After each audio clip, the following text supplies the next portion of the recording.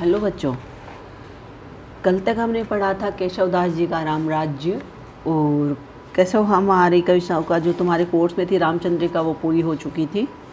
तो आज हम देखेंगे हमारे रीतिकालीन कवि हैं दूसरे बिहारी, जो रीति सिद्ध कवि नाम से जाने जाते हैं और रीति सिद्ध में मात्र एक अकेले इकलौते कवि हैं बिहारी।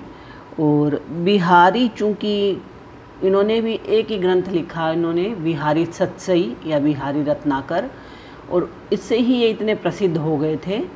बाद में इनको कहते हैं कि राजा, इनकी लिखने के पीछे ये था कि राजा रत्नसेन के दरबार जयपुर में ये उनके आश्रयदाता कवि थे। और एक बार राजा रत्नसेन है, वो अपनी नई नवोढ़ी नायिका है, पत्नी कह लो, महारानी कह लो, रानी कह लो, उसके मोह पास में ऐसे बंधे कि राजकाज सब भूल गए। अब सारे दरबारियों को भी चिंता सताने लगी, कैसे चलेगा। तो उन्होंने कहा, बिहारी ने, मैं प्रयास करके देखता हूँ। तो उन्होंने एक दोहा लिखा था, क्योंकि पूरी सतसई दोहों में ही है, दोहा एक ही छंद प्रयुक्त हुआ है खाली उसमें, दोहा। तो उन्होंने लिखा था, नहीं मधुर नहीं पराग नहीं मधुर मधु, नहीं विकास इही काल, अली कली ही सो बध्यो, आगे कौन हवाल। और ये दोहा लिख करके उन्होंने जैसे ही राजा रत्नसेन के पास पहुंचाया तो उनकी आंखें खुल गई और वो अपने वापस, कहते हैं, राजकाज में वापस वैसे ही काम करने लगे।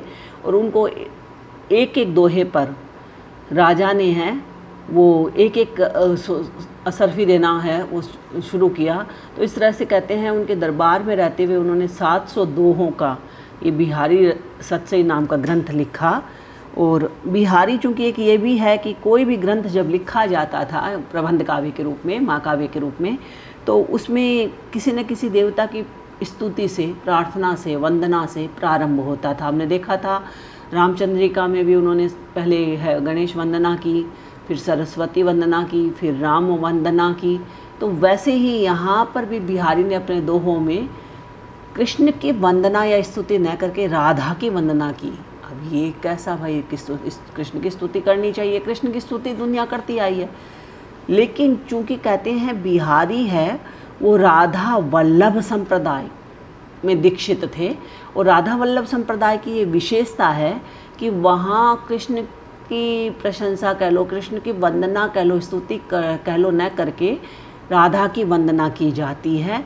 तो इसलिए यहाँ पर उनका पहला ही पद राधा को समर्पित है।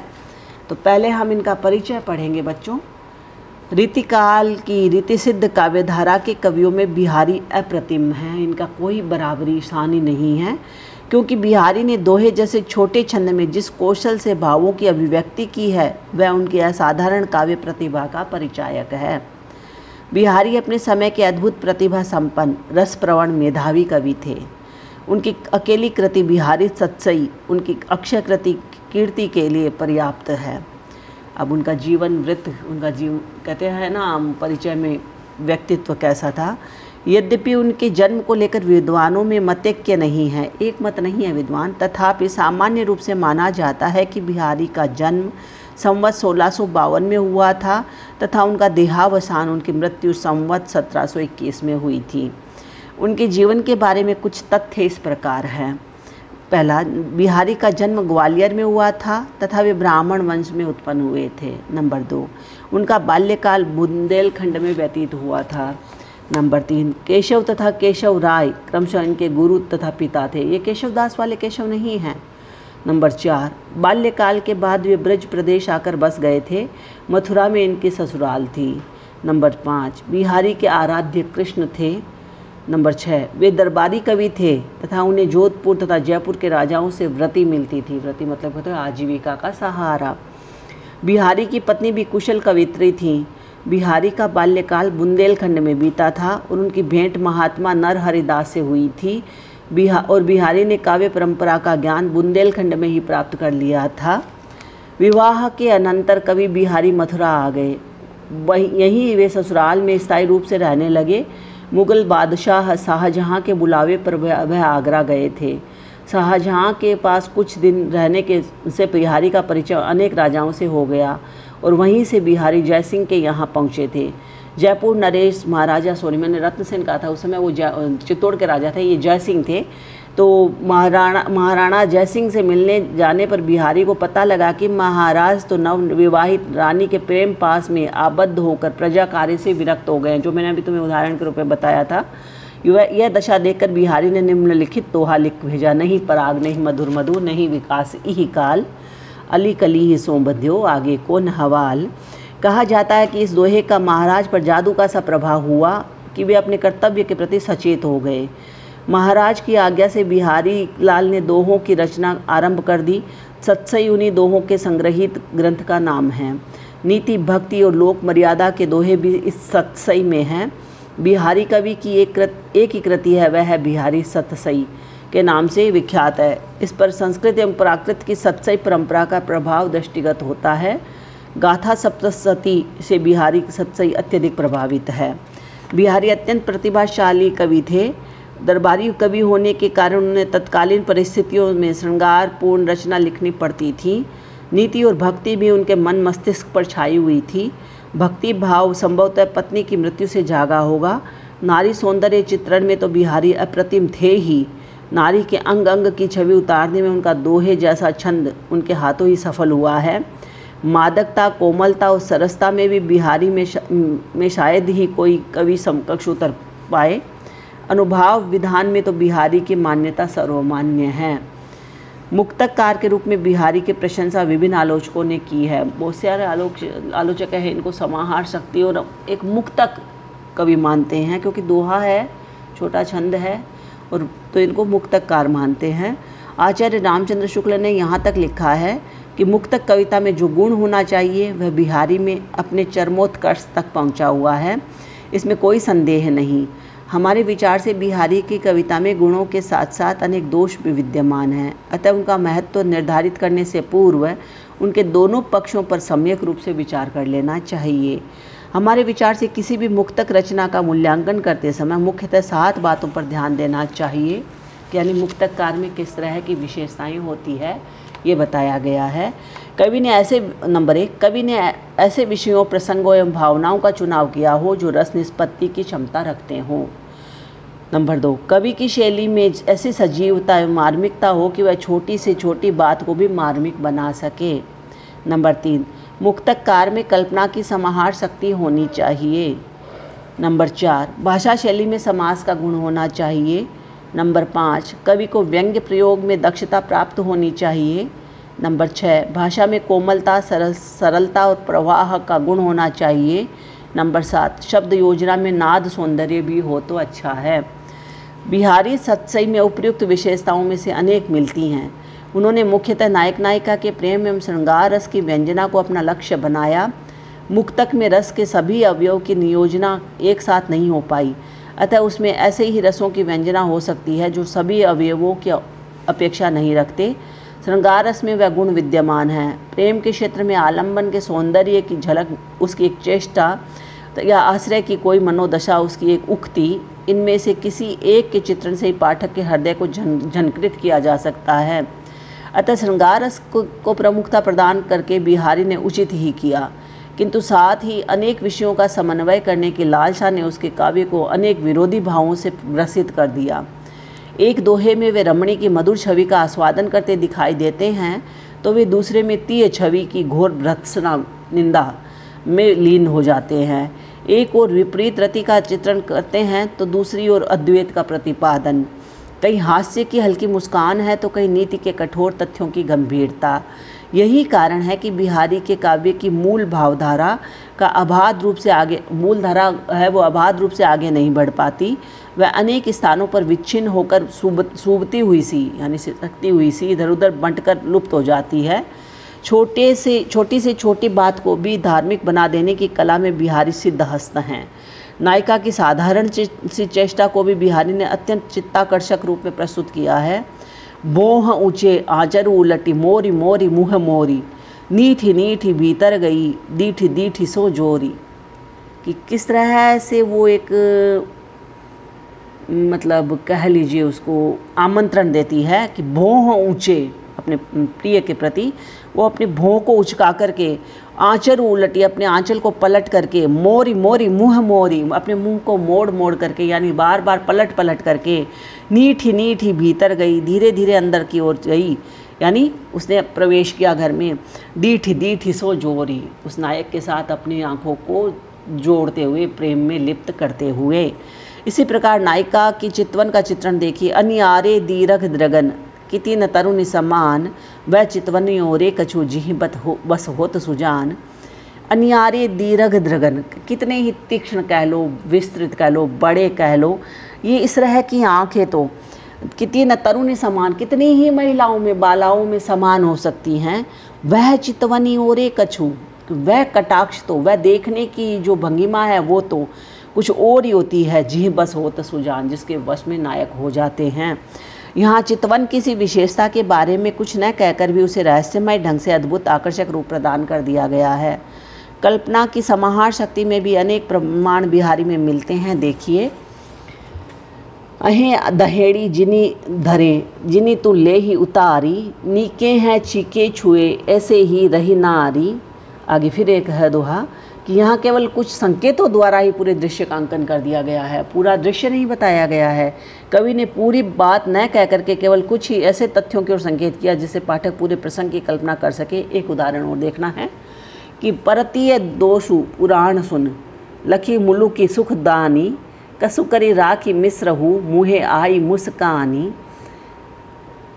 कि कितना ही किसी को धार्मिक ग्रंथ सुना दिया जाए, पढ़ा दिया जाए, लेकिन जब वो अपने प्रिय को देखता है तो उसके मुंह पर मुस्कान आ ही जाती है और वो धार्मिक ग्रंथ तिरोहित हो ही जाते हैं।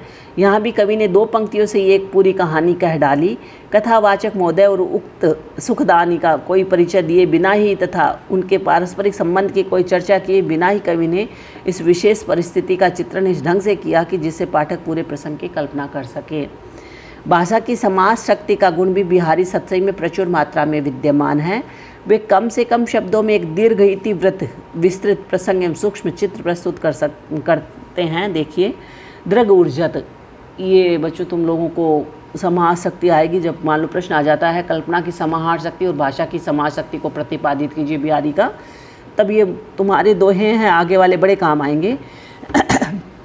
दोहा है, दृग ऊर्जत टूटत कुटुम जुरत चतुर चित प्रीति, परति गांठ दुर्जन ही ये दई नई यह रीति। अब हम क्या कहते हैं, जहाँ गांठ पड़ती है टूटती तो वही चीज़ है, और जो चीज़ जुड़ती है तो उसका जुड़ाव भी वही दिखना चाहिए। तो देखो देखो दृग ऊर्जत कि प्रेम एक ऐसा संबंध है जहाँ नायक और नायिका के प्रेम आपस में दृग उलझते हैं, यानी प्रेम में पड़ते हैं। टूटत कुटुम, अब वहाँ उलझे हैं आँखें, और टूटत कुटुम, अब जहाँ उलझाव है वहीं टूटना होता है, लेकिन क्या है, आपसी कुटुंबों के संबंध है वो टूट जाते हैं।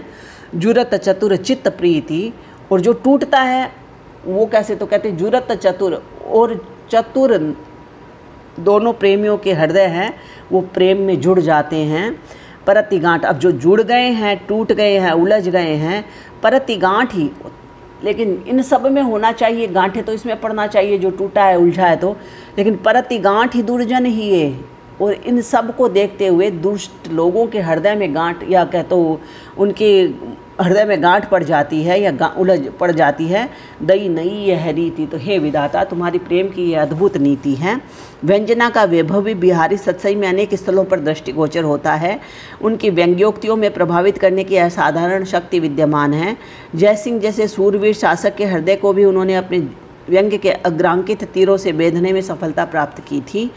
अभी वही वापस आ गया है दोहा, नहीं पराग नहीं मधुर मधु वाला ही। आगे फिर है एक और कि जैसे ही जयसिंह ने हैं वो मुगलों के कहने पर, औरंगजेब है और इनके कहने पर है वो अपने इन पर शिवाजी पर आक्रमण किया, तो बिहारी बड़े तिल मिला गए थे। और बिहारी ने ये दोहा उस समय लिखा, स्वार्थ सुकृत न श्रम रथा, देख विहंगु विचारी, बाज पराए पानी पर तू पंछी न मारी। कहे तो तू भी जीव ही, पक्षी जीव है बाज भी, और दूसरा पक्षी है उसको क्यों मारा, यानी है तो तुम स्वजातीय ही, वो तो तुम भारतीय ही, तो तुम्हारा न तो इसमें स्वार्थ है, न तुम्हारा कोई कल्याण है, तुम्हारा श्रम भी है वो व्यर्थ जाने वाला है। देखो विहंगु विचारी, तो हे विहंग, हे पक्षी, तुम छिटक करके सोच करके देखो बाज पराए पानी परी, तुम पराए हाथों में पड़ कर के हे बाज तू पंछी नु न मारी, तू अपनी जाति के पक्षियों को क्यों मार रहा है। भाषा में कोमलता, सरलता और नाद सौंदर्य का गुण भी बिहारी सतसई के कतिपय दोहों में परिलक्षित होता है। तंत्रिनाद कवितरस, बड़ा प्रिय है मुझे ये। तंत्रिनाद कवितरस सरस राग रति रंग, अन बूढ़े बूढ़े तरेजे बूढ़े सब अंग। तो यहाँ पर वो कहते हैं कि हम कहते हैं ना आधा अधूरा इन सब चीज़ों में नहीं चलता है। किस किस में? तंत्रिनाद, वाद्य बजाने में, नाद में, स्वर में, कवितरस, तंत्रिनाद यानी वाद्य बजाने में, कविता काव्य रस में, सरस राग रागिनी में, रतिरंग और प्रेम में। कहाँ? अन बूढ़े, जो आधे अधूरे डूबते हैं, बूढ़े वो डूब जाते हैं, तरे, और जो अन बूढ़े बूढ़े तरे, आधे अधूरे हैं वो तो जो पूरी तरह से अगर उसमें डूबते हैं तब तो वो पार हो जाते हैं, जे बूढ़े सब अंग। और तरता कौन है? यानी आधे अधूरे अंग लेकर के जो इसमें डूबता है वो है, वो डूब ही जाता है। और तरे जे बूढ़े सब अंग, और जो संपूर्ण अंगों को लेकर के यानी पूर्णतया समर्पित होकर के इसमें डूबता है वो पार उतर जाता है। आधा अधूरा होगा कैसे मान सकते हो तुम? देखो विरोधाभास अलंकार है, होते हुए भी नहीं है विरोधाभास अलंकार की यही तो परिभाषा है कि आधे अधूरे। तुम पानी में उतर कर देखो, अगर तुम ऊपर ऊपर रहे तो कहाँ डूब पाओगे, और अगर तुम उसके अंदर गहराई में जाओगे तो डूब जाओगे, अगर तुम्हें अच्छे तरह से नहीं तैरना आता है। लेकिन यहाँ किसका कह रहा है? वो वाद्य यंत्र का, रागिनी का, प्रेम का, काव्य का।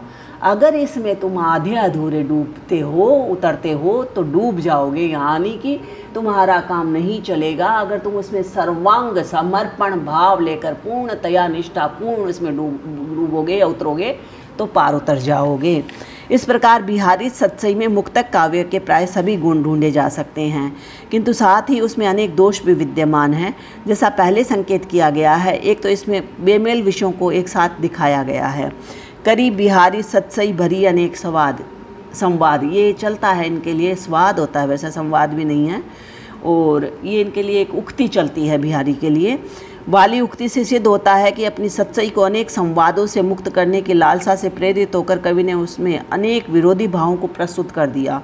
दूसरे, कल्पना की समाहार शक्ति और भाषा की समाज शक्ति कई स्थलों पर गुण की अपेक्षा दुर्गुण अधिक बन गई है। इनके कारण उनके अनेक दोहों के प्रसंग व अर्थ की जानकारी के लिए क्लिष्ट कल्पना अपेक्षित होती है।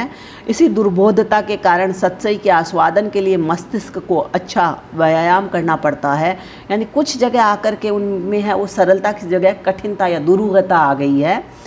व्यंजना के फेर में पढ़कर बिहारी ने कई दोहों को अस्वाभाविकता की अंतिम सीमा तक पहुंचा दिया। उनकी भाषा में भी सर्वत्र स्वाभाविक प्रवाह नहीं मिलता। ये दोष हम कई दोहों में आकर जो हमारे पढ़ेंगे, उसमें इतावत चली जात चली छसातक हा, चढ़ी हिंडोरे से रही लगी उसास अनुसात, ये इसमें आएगी सारी इनकी जो कह लीजिए विषमताएँ हैं वो हम उस समय दोहे पढ़ते समय करेंगे बच्चों। धन्यवाद।